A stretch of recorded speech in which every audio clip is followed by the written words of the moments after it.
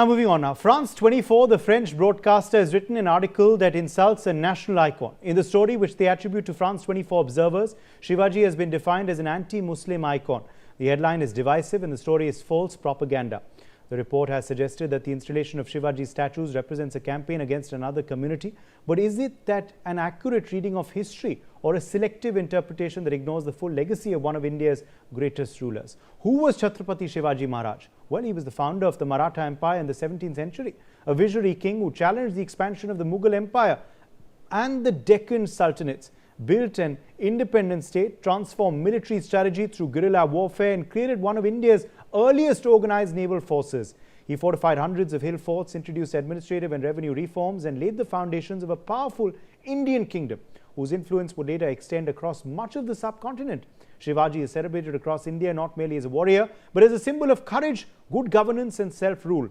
His legacy is not just confined to Maharashtra, it has become part of India's national consciousness. What is equally important and often omitted in simplistic narratives is that Shivaji's administration was not defined by religious exclusion.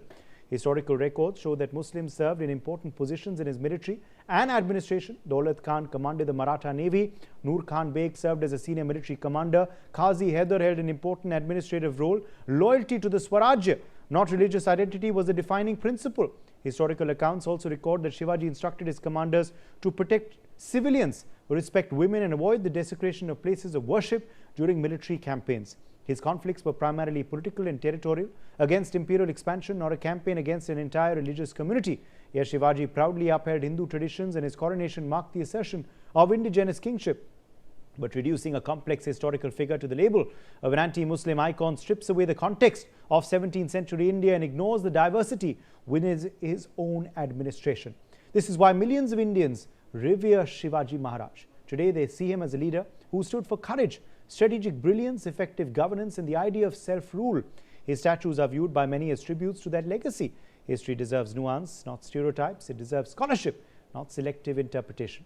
If international media chooses to explain India's icons to the world, it also carries the responsibility of presenting their lives in full context rather than through a narrow prism.